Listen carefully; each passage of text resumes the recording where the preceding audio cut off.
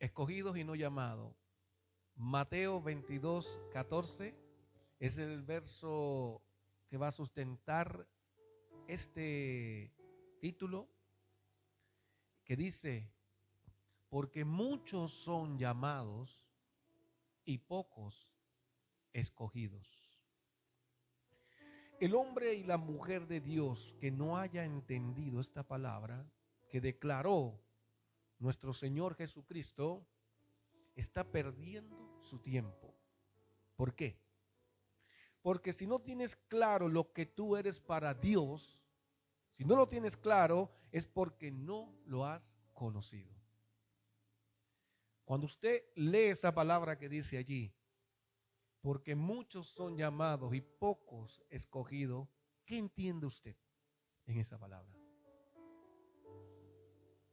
Yo entendería que se está llamando a muchas personas, pero de esas muchas, solo pocas van a ser escogidas. Ahora, nosotros somos de esos muchos llamados. Sí, en un momento hemos sido de esos muchos llamados, pero ¿qué somos hoy? ¿Qué te sientes tú ser hoy? Esa es la pregunta que te haría yo a ti. ¿Te sientes como un llamado o te sientes como un escogido? Bueno, vamos a entrar al mensaje. Y para eso vamos a leer Mateo 22, 1 al 4. Y aquí vamos a ver el primer punto, que es el reino de los cielos. Respondiendo Jesús, le volvió a hablar en parábolas, diciendo: el reino de los cielos es semejante a un rey que hizo fiesta de boda a su hijo.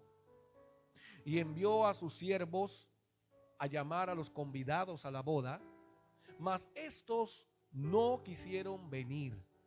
Volvió a enviar otros siervos diciendo: digan a los convidados, he aquí, he preparado mi comida, mis toros, y todo está dispuesto.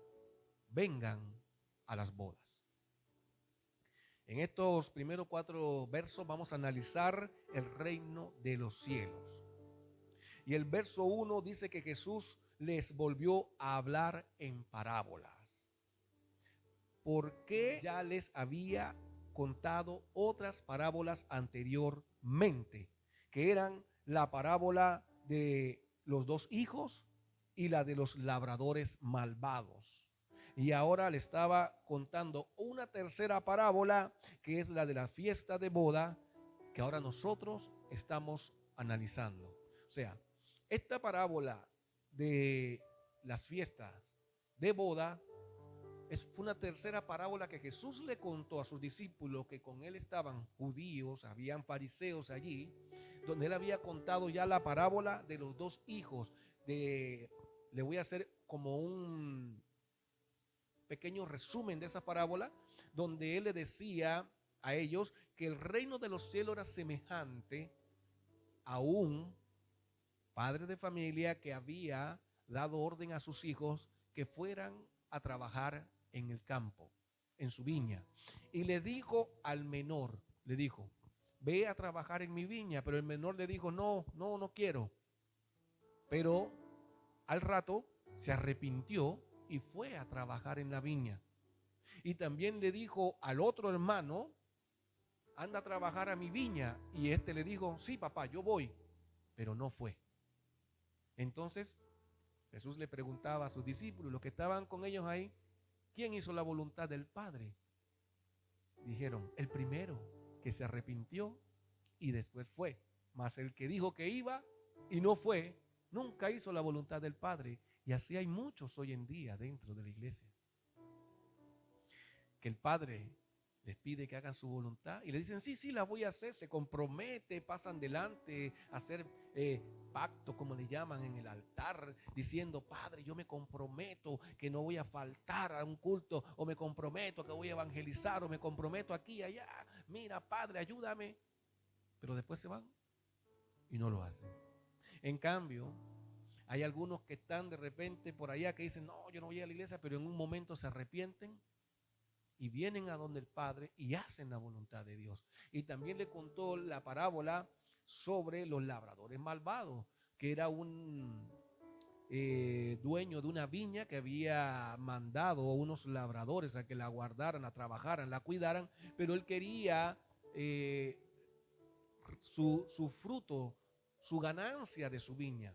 Y él mandó, dice, que a sus siervos a que fueran a buscar el dinero o el fruto de la viña, y estos agarraron a los siervos y los golpearon, los mataron y los echaron. Volvió y mandó a otro siervo más y hicieron lo mismo. Entonces el dueño de la viña dice: voy a mandar a mi hijo a ver si tienen respeto por mi hijo. Y cuando mandaron al hijo, dijeron los labradores: este es el heredero, matémoslo y quedémonos con todo. Esto revela lo que ocurrió desde el origen, desde el principio de la creación, desde que manifestaron los profetas, desde que hubo un llamado de los profetas. ¿Qué hacía el pueblo de Israel con los profetas? ¿Usted cree que los recibía bien? ¿Usted cree que le decía: bienvenido a los profetas, te amamos? No, pues los perseguían los reyes a los profetas para matarlos, porque los profetas le declaraban la palabra de Dios, pero ellos querían seguir ¿en qué? En su maldad, como estos labradores. Y después, ¿qué pasó? El padre envía a su hijo y estos mismos fariseos, maestros de la ley, se ponen de acuerdo ¿para qué? Matar al hijo del dueño de la viña. Entonces estas parábolas hablaban sobre el mismo Jesús, sobre el reino de los cielos, porque cuando él llegó, él dijo: el reino de los cielos se ha acercado a ustedes. ¿Y quién es el reino de los cielos? Jesucristo, que vino de parte de Dios trayendo el reino de los cielos. Y ahora nos encontramos en esta parábola de las bodas, de la fiesta de boda. Ahora, lo primero que vemos aquí es qué significa una parábola. Según la RAE, la parábola significa que es una narración de un suceso fingido que se deduce por comparación o semejanza a una verdad importante o enseñanza moral. Entonces, según la RAE, dice que contar una parábola hoy en día es para tú poder manifestar o darle forma a un suceso, a una enseñanza moral, algo importante que tú no puedes explicar de repente directamente, sino que lo explicas con algo figurado, algo que parece, para que tú puedas entender. Por eso Jesús explicaba así. Ahora, pero eso es lo que dice ¿quién? La RAE. Vamos a ver qué es lo que dice la Biblia sobre la parábola. Mateo 13:34 dice: todo esto habló Jesús por parábolas a la gente, y sin parábolas no le hablaba, para que se cumpliera lo dicho por el profeta. ¿Qué profeta? El profeta Isaías, cuando dijo: abriré en parábolas mi boca, declararé cosas escondidas desde la fundación del mundo. El profeta Isaías decía que Jesucristo hablaría en parábola a este pueblo, porque ellos, teniendo oído, no entenderían, y viendo no percibirían. ¿Por qué? Para que ninguno de ellos entendiera el mensaje y fueran ¿qué? Sanados, o sea, perdonados de su maldad. ¿Por qué? Fue una profecía que fue declarada en el tiempo del profeta Isaías, porque este tipo de falsos, porque habían falsos sacerdotes también dentro del pueblo de Dios que perseguían a los profetas. Esos sacerdotes que le decían a los reyes: no, anda, que te va a ir bien, y le aprobaban todas las cosas malas a los reyes, estaban detrás de los profetas para matarlo, porque los profetas hablaban de parte de Dios, pero estos no. Entonces, de esto es el que hablaba Jesús en la parábola de ¿qué? De los labradores malvados, que mataron a sus siervos. Estos mataron a los siervos, mataron a los profetas. Entonces Isaías declara esta palabra que Jesús la cita y dice: estos oyendo no oyen y viendo no perciben, para que no sean perdonados. Pero a ustedes, le dice ¿a quién? A los discípulos. Pero a ustedes ¿qué? Le es revelado el reino de Dios y yo le explico las parábolas. Cada vez que Jesús terminaba de declarar una parábola, se llevaba a sus discípulos aparte y le explicaba las parábolas para que ellos las entendieran. Porque ellos habían sido escogidos para que el reino de Dios se les revelara. Entonces, ellos al tener esa revelación nos la revelan a nosotros a través de los evangelios. Ahora, la única forma que Jesús tenía de que el mundo o las personas pudieran entender lo inexplicable era a través de algo explicable. Por eso también Jesús usaba las parábolas. Porque ¿cómo Jesús le va a explicar a este mundo, a esta persona, el reino de Dios? ¿Cómo se lo va a explicar? Si el apóstol Pablo dice que cosa que ojo no vio, ni oído yo, son aquellas que se le ha dado a él a ver. Que él dice que son cosas inefables, que no sabe cómo explicarlas. Cuando fue arrebatado y tomado, llevado al tercer cielo en el espíritu y vio la grandeza del reino de Dios, las cosas que hay en el cielo son inexplicables, no las podemos explicar con palabras humanas. Por eso Jesús usaba parábolas para poder ¿qué? Comparar el reino de los cielos con, tengo unos ejemplos aquí, por lo menos una de las varias de las parábolas con que Jesús comparó el reino de los cielos fue ¿con qué? Con la semejanza de un hombre que sembró una buena semilla en su campo.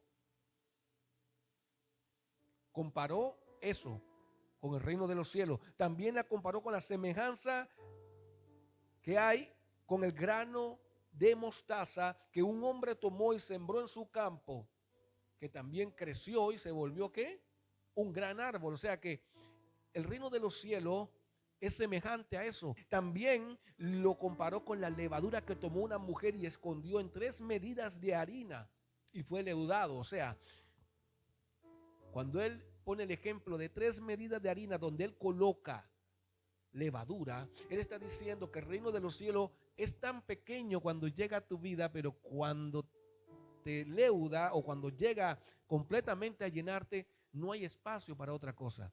O sea, él está hablando del Espíritu Santo cuando llega a la vida de nosotros. Cuando llega el Espíritu Santo donde nosotros, él primero nos convence de pecado y él comienza a transformarnos y a limpiarnos y a quitar lo que no le agrada a Dios para colocar el reino de Dios dentro de nosotros. Entonces, nosotros tenemos que permitir que el Espíritu Santo llene toda parte de nuestra vida para poder conocer y entender el reino de los cielos y el sentido que le da la parábola a la vida del creyente. Lo que Jesucristo estuvo declarándole a sus discípulos lo entendieron cuando ellos ¿qué? Recibieron el Espíritu Santo. Por eso que Jesús le explicaba las parábolas a los discípulos. Y para nosotros leyendo hoy en día una parábola, nos queda como claro, como que es fácil de entender, ¿no?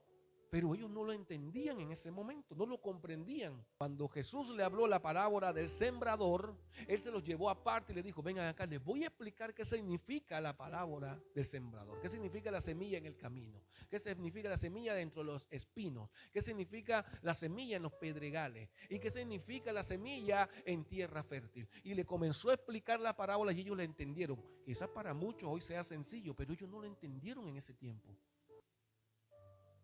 Pero hoy en día hay personas así, que a pesar que está esa parábola tan sencilla allí, no la entienden. No son capaces ni de entender.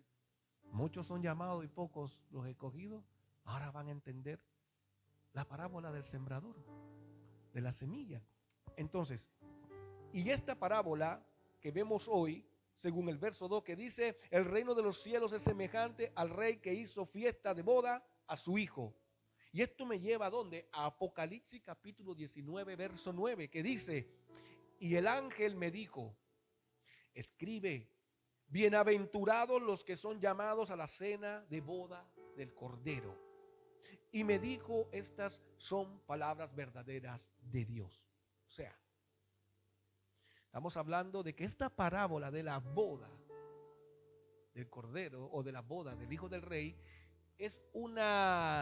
fue un adelanto que dio Jesús de la palabra que está aquí en Apocalipsis capítulo 19 verso 9, donde dice, bienaventurados aquellos que son convidados a las bodas, a la cena de la boda del Cordero de Dios. O sea, hermano, Jesús estaba hablando una palabra profética en esa parábola.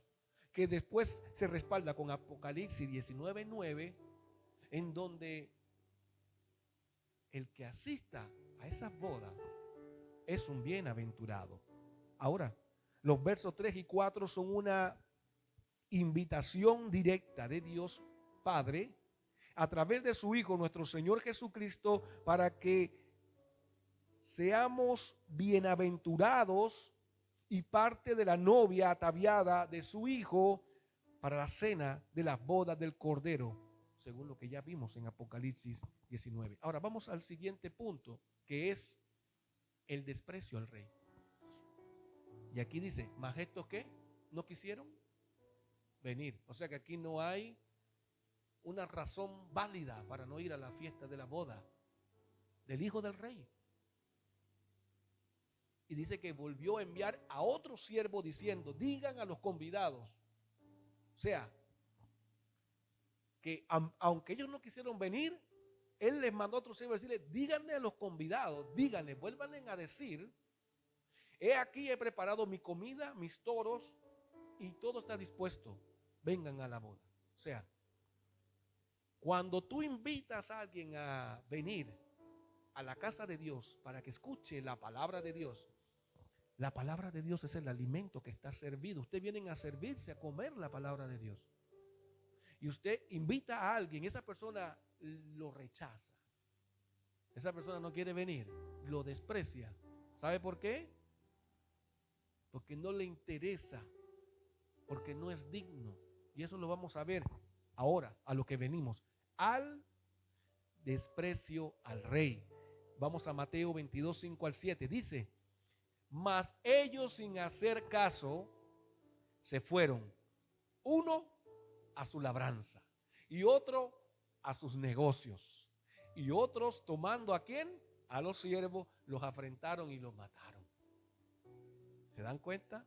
Cómo Jesús revela dentro de la parábola lo que hicieron con los profetas que Dios mandó para declararle a su pueblo que no estuvieran adorando falsos dioses, ni estuvieran en pecado, ni estuvieran buscando a Moloc, a Acera, a Dagón y a todos esos falsos dioses donde ellos rendían culto, adoración, idolatría, y se volvieran al Dios vivo que los libertó de la mano de Faraón.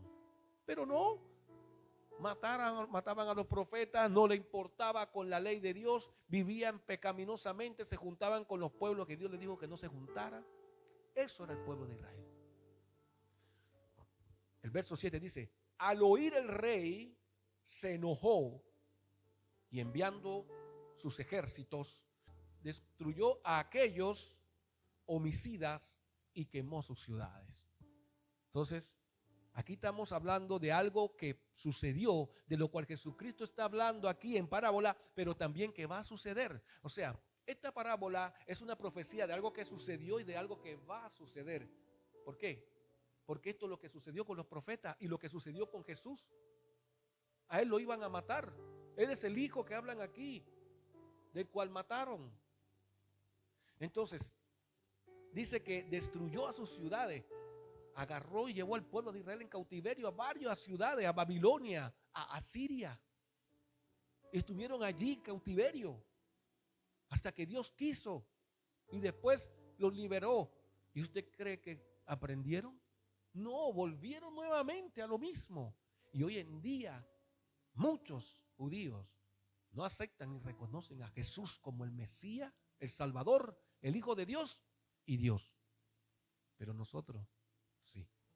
Viendo el menosprecio el desprecio al rey, Mateo 22, 5 al 7, esto habla de lo sucedido desde el principio de la creación, cómo el hombre y la mujer han tenido en poco a Dios y al Señor Jesús, cómo han deseado ir en contra de Dios, adorando falsos dioses, deleitándose en el pecado y la maldad, matando a sus profetas y a su Hijo amado.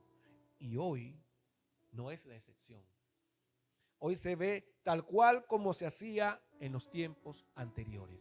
¿Sabe por qué, hermano? Hoy usted ve cómo matan a cristianos en países donde no quieren saber de Dios. donde ser un misionero cristiano, no voy a decir evangélico, cristiano, verdadero cristiano, que está llevando el reino, que está llevando la palabra y que se tiene que meter disfrazado, camuflajeado. Si lo descubren, algunos pagan con azotes, algunos lo meten preso y otros llegan a perder hasta su vida. Eso es lo que está sucediendo hoy en día y fue lo que pasó en los tiempos de Israel. La gente piensa que ser misionero es irse de viaje, pasear, una aventura, muy bonito. No, hermano, ser misionero es presentar tu vida delante de Dios y decir, si es necesario morir, muero por tu verdad. No lo hace cualquiera. No lo hace cualquiera, hermano. Pero la gente quiere hacer misiones a lugares donde sabe que va a estar seguro. Eso yo no lo llamaría un trabajo misionero, yo lo llamaría un trabajo evangelístico, más que misionero. Porque tú vas a llevar el reino, vas a predicar en una iglesia, vas a una comunidad. Lo que yo hago allí en la toma con los hermanos de UMICH es un trabajo evangelístico, no es un trabajo misionero. Porque entramos a un lugar donde nos reciben, donde puede que haya un poquito de riesgo, pero casi la nada. ¿Qué riesgo puede haber allí? Trabajamos con niños, la gente sabe que vamos a ayudar, te tratan bien. Pero vete a un lugar donde nadie quiera saber de Dios a llevar la verdad. Allí sí estás haciendo un trabajo misionero. Y eso es lo que hacían los discípulos. Eran encarcelados, azotados y pagaron con su vida. Ellos pagaron con su vida. Toda acción produce una reacción. Según la tercera ley de Newton, dice, toda acción genera una reacción de igual intensidad, pero en sentido opuesto. Eso según la ley de Newton. Y más que una ley de Newton, es una ley de Dios, que dice, el alma que pecare, esa morirá. Ezequiel 18:4. O sea, la ley de Newton descubrió algo que ya está implícito en la palabra. Él dice, toda acción genera una reacción negativa, o sea, una reacción de vuelta, más que negativa. Si tú haces algo, eso se te va a devolver, pero de forma ¿qué? Contraria, porque si yo tiro para allá y se devuelve, viene en dirección contraria. Eso es lo que se quiere explicar allí. Entonces, si usted peca, no crea que va a ser salvo. No crea que va a entrar a la vida eterna. No crea que va a heredar la vida eterna. Si usted sigue pecando, si usted sigue haciendo maldad, si usted sigue haciendo lo malo, no espere que Dios lo bendiga, no espere que le vaya bien. Usted va a cosechar lo que siembra, hermano. Usted va a cosechar lo que siembra. ¿Qué dice el verso 5? Mas ellos, sin hacer caso, se fueron, uno a su labranza y otro a su negocio, y otros, tomando a los siervos, los afrentaron y los mataron. Entonces, esto me lleva a Juan 1:11, que Jesús vino a esos judíos para traer el reino de los cielos. Él vino a esos judíos para que fueran salvos, para que conocieran al verdadero Dios. Mas ellos, ¿qué? No le recibieron. Pero el verso 12 dice, mas a todos los que le recibieron, a los que creen en su nombre, les dio potestad de ser hechos hijos de Dios. O sea, a usted y a mí, a nosotros. O sea, Él vino a los judíos, Él vino al pueblo de Dios. Jesús no vino en primera instancia al mundo. Incluso cuando esta mujer que quería un milagro de parte de Jesús, si no me equivoco, la mujer Sirofenicia, la viuda Sirofenicia, que fue a buscar un milagro de parte de Jesús para que sanara o hiciera una sanidad por su hija, Jesús le dice, yo no he venido a los de afuera, yo he venido a la casa de Israel. ¿Y cómo le voy a quitar el pan a los hijos para dárselo a quién? A los perros. Y la mujer le dice, pero aún los perrillos de la mesa de sus amos comen. De las migajas que caen, comen los perrillos. Y Jesús que dijo, wow, me ha maravillado la fe de esta mujer. Y a causa de esa fe, Él le concedió el milagro. O sea, Jesús no vino a salvar a la humanidad en primera instancia. Eso no fue su primera misión. Su primera misión fue traer el reino de los cielos. ¿A quién? A los judíos. A los judíos. Porque dice que a lo suyo vino, mas a lo suyo no le recibieron. Evangelio de Juan capítulo 1 verso 11. Pero como ellos no le recibieron, Él dice que a los que creen en su nombre, a los que le recibieron, le dio potestad de ser hechos hijos de Dios. No por el menosprecio que hizo el pueblo de Israel, porque nosotros también estábamos incluidos en esa venida, pero no éramos el punto inicial. Nosotros, después del desprecio que hizo los judíos al rey, después del desprecio de la invitación a la boda del Cordero, Él entonces manda a buscar a los que Él sabía, a los que dijo Dios, al que no era pueblo, ese será llamado pueblo mío. Hermano, usted que cree en Dios, usted y yo que éramos el pueblo que no era pueblo, el menospreciado, lo vil, lo que no era, a eso vino el Señor Jesús. Entonces, vamos a leer Mateo 8 al 10, que dice: entonces dijo el rey a sus siervos, las bodas a la verdad están preparadas, mas los que fueron convidados no eran dignos. ¿Se acuerdan lo que les dije? Que hay muchas personas que son invitadas aquí a la iglesia, a cualquier iglesia, pero no vienen, desprecian la invitación, menosprecian el estar aquí, con frío, como sea, lo menosprecian. ¿Y sabe qué? No, ¿para qué yo voy a ir allá donde esos canutos? No, déjame acá. Pero si los invitaran a la playa o a un asado, se levantan a las 4 de la mañana, si tienen que pasar frío tomando un bus, un colectivo, lo hacen, pero van allá, porque van a buscar lo que les conviene. Y eso es lo que pasa.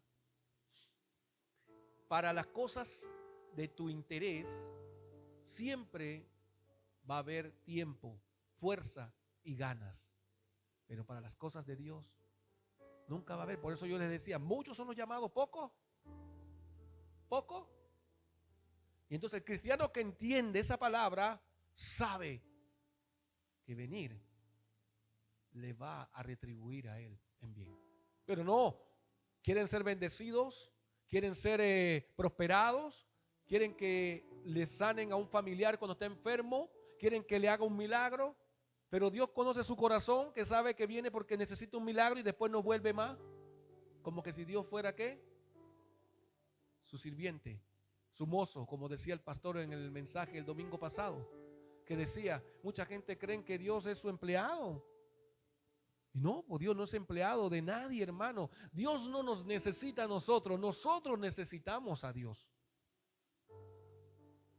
Pero Dios va a terminar con este plan porque Él no puede negarse a su palabra. Dios no es hombre para arrepentirse, ni hijo de hombre para mentir. Entonces, el verso 8 dice, entonces dijo el rey a su siervo, las bodas de verdad, a la verdad están listas, mas los convidados no son dignos. Hermano, que usted sea digno, que usted sea hallado digno, hermano, delante de Dios para ir a la boda del Cordero. Y el verso 9 dice, vayan pues a las salidas de los caminos y llamen ¿a quién? A las bodas a cuanto encuentren. El verso 9 dice aquí claramente la misión que tiene la iglesia delante del Señor Jesucristo, de salir y predicar el evangelio a toda persona, invitarlos a las bodas del Cordero de Dios, así como mandó nuestro Señor Jesucristo en Mateo 28:19. Por tanto, id y hacer ¿qué? Discípulos en todas las naciones, bautizándolos en el nombre del Padre, que es nuestro Dios, del Hijo, que es el Señor Jesucristo, y del Espíritu Santo. Miren, la iglesia tiene la misión de predicar el evangelio. Hermano, como veíamos en antes según la ley de Newton, toda acción genera una reacción de vuelta. Si usted se queda sentado, usted no va a generar ninguna ¿qué? Reacción, porque usted no está generando ninguna acción. Pero si usted es capaz de invitar, de hablarle a alguien del reino de Dios, de que es convidado. Mire, yo una de las cosas que tengo es que no me quedo callado nunca. Cuando yo voy a algún lugar, mi hermano Cristian, mi hermano Moisés, son testigos, son fruto de ese hombre que decidió hacer la voluntad, de crear una ¿qué? Hacer una acción. Y eso creó una reacción de ¿qué? De vuelta. Por eso ustedes están aquí. Porque si yo no lo hubiera hablado y yo hubiera estado conversando con mi hermano Cristian de los niños y tal, listo, y nos quedamos allí, Cristian no hubiera estado aquí. El hermano Moisés no hubiera estado aquí. Si yo no hubiera hecho la acción de ir a su casa, si yo no hubiera hablado con mi esposa, con mi suegro, con los demás hermanos que son parte de esta iglesia, si yo no hubiera generado esa acción, por eso cuando a mí me dicen, oiga hermano, podemos ir ahora, vamos. Oiga hermano, no me importa que venga o no venga, vamos. Yo tengo que crear una acción para que se genere en esa persona una reacción de vuelta. Puede ser aquí o a la quebrada de aquí, pero que vaya donde esté Dios es lo importante. Usted me puede decir a mí, oiga hermano Amer, ¿sabe qué? Tengo un familiar allá arriba en Saladillo que está enfermo. Aunque nos tengamos que ir en colectivo y después tomar la rompehuesos, la Telugi para ir para allá arriba, hermano, yo me voy ahí con usted. ¿Sabe por qué? Porque para Dios es importante esa alma que está allá.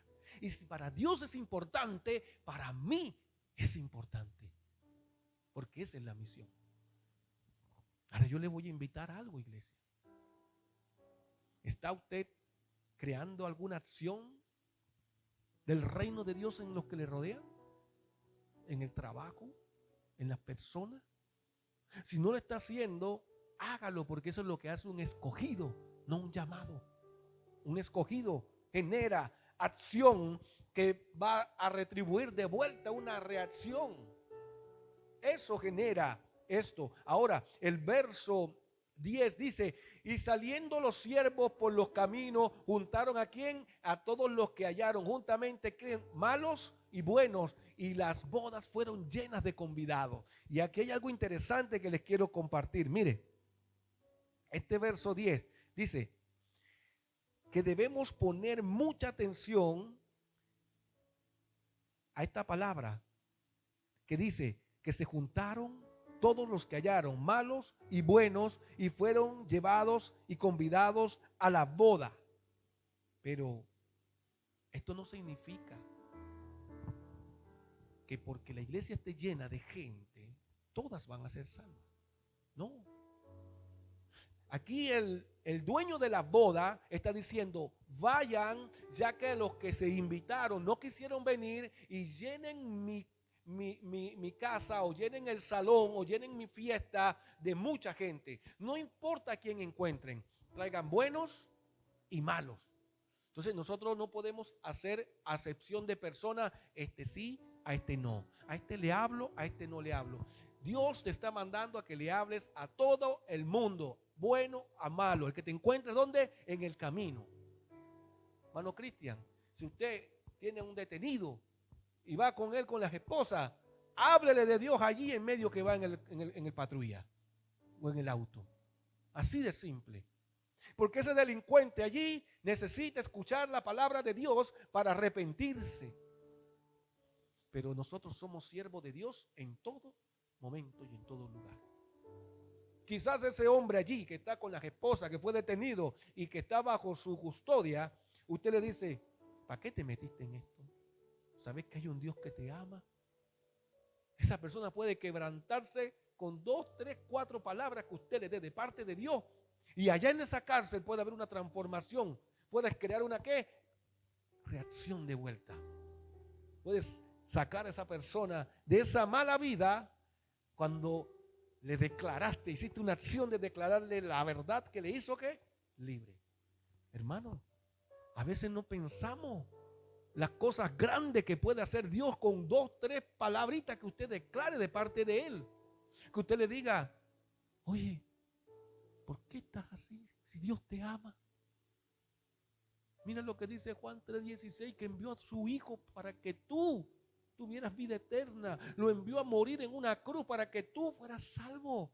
Porque te amó, dice, de tal manera amó Dios al mundo que envió a su unigénito para que el que crea, tú crees en Él. No importa la condición que estés, vas a ser salvo si crees. Y eso puede transformar una vida. Yo, cuando el Espíritu me manda hacer algo, yo no... Incluso cuando estuve en una reunión con lo que hablaba mi esposa al principio, con la asistente social, que estuvo allí hablándonos y diciéndonos que sigue aquí, que nosotros sabemos que son protocolos y pasos que siguen la trabajadora social, que a todo el mundo le dicen lo mismo porque es un programa, ¿entienden? Pero yo le dije, ¿sabe algo? Yo quiero orar por usted al final. ¿Me permite orar por usted? Al asistente social, porque yo no me quedo callado. Y oré por ella. Que sea cortito, oré por ella. Y no nos llamó más. Yo creo que dice, si lo llamo me va a volver a pedir que quiera orar por mí. Lo siento, pero ¿sabe qué, hermano? Usted tiene la autoridad del reino de Dios. Si usted cree que tiene la autoridad del nombre, que es sobre todo nombre del Señor Jesús, cuando usted dice, ¿puedo orar por usted? De parte de Dios. Usted dice con convicción, ¿puedo orar por usted? Esa persona no te va a decir que no, porque el espíritu que está en ti la va a quebrantar. Y si te dice que no, es porque no es digna de recibir la palabra de Dios. Y no te rechazan a ti. Vamos al punto importante de este mensaje, que son las vestiduras blancas. Las vestiduras blancas. Mateo 22, 11 al 14 dice: y entró el rey para ver a los convidados y vio allí a un hombre que no estaba vestido de bodas. Y le dijo: amigo, ¿cómo entraste aquí sin estar vestido de boda? Mas él enmudeció. Entonces el rey dijo a los que servían: átenle de pies y de manos y échenlo en las tinieblas de afuera. Allí será el lloro y el crujir de dientes. Y aquí está el texto que sustenta este mensaje. Porque muchos son llamados y pocos escogidos. ¿Recuerdan que el verso 10 decía que habían juntados a malos y buenos y todos fueron convidados a las bodas? ¿Se acuerdan que eso lo decía el verso 10? Que salieron y que el rey mandó a llenar el salón porque la boda está lista, la fiesta está lista y él quiere que su boda se celebre. Y no importa a quién inviten, él quiere que lleguen y se llene su casa. Pero ¿quiénes fueron a buscarlo convidado? ¿Fue el rey? ¿El hijo del rey? No, los siervos. Los siervos fueron y buscaron y al que encontraron lo trajeron. ¿Bueno o malo? Mire, hermano, esto no significa que todos iban a ser parte de la boda. Porque el verso 11 dice que el rey entró para ver los convidados y vio allí un hombre que no estaba vestido de bodas. Esto nos lleva a Apocalipsis 3:5, que dice: el que venciere será vestido de vestiduras blancas, y no borraré su nombre del libro de la vida, y confesaré su nombre delante de mi Padre y delante de sus ángeles. Mire, el Señor Jesús está siendo claro. La iglesia se va a llenar de mucha gente y van a venir con ropa que no es una ropa de boda. No significa que todas las personas que estén en la iglesia están vestidas con vestiduras blancas. Aquí Apocalipsis dice 3:5. El que venciere será vestido de vestiduras blancas y no borraré su nombre del libro de la vida y confesaré su nombre delante de mi Padre y de sus ángeles. O sea, la iglesia puede estar llena de gente buena y gente mala, de trigo y de cizaña. Pero ¿sabe qué? Solo los que crean, solo los que se despojen del viejo hombre, de la vieja forma de vivir y tomen esas vestiduras blancas, serán salvos. No son todos, hermano. No son todos los que van a ser salvos. Y la iglesia del Señor Jesús debe alcanzar lo que dice Efesios 5:27, a fin de presentársela a sí mismo una iglesia gloriosa, que no tuviera mancha ni arruga ni cosa semejante, sino que sea santa y sin mancha. Ok, hermano, toda la vida de un cristiano tiene un proceso para que nosotros cambiemos, para que nosotros decidamos vestirnos de boda. Este montón de gente que llenaron allí los siervos, dice que fueron al camino y agarraron lo que se encontraron, no sé, prostitutas, se encontraron con borrachos, drogadictos, ladrones, delincuentes, homicidas. Y entre eso venían alguna que otro buen ciudadano, porque dice que buenos y malos. Y que todos entraron a las bodas, pero uno no estaba vestido. Y cuando se refiere que uno no estaba vestido, no se refiere a la vestidura esta. Se refiere a las vestiduras blancas porque son las bodas del Cordero. O sea, la iglesia se va a llenar de gente buena y mala. Y cuando digo de buena, gente que aparentemente buena, gente que de repente no roba, no mata, gente que trabaja, gente honrada. Pero eso no te hace tampoco tener vestiduras blancas. O sea, que aquí no importa si eres bueno o malo. Porque Dios hace salir su sol sobre buenos y malos, sobre justos e injustos, también deja caer su lluvia. A él lo que le importa es quién está dispuesto a ser escogido y no a ser un llamado. Porque ese que se enmudeció allí era un llamado que no pasó a ser nunca un escogido. Y vamos a la conclusión de este mensaje. Porque la conclusión de este mensaje está Mateo y Apocalipsis 22:14, los dos versos tomados del mismo capítulo y del mismo verso en diferentes libros.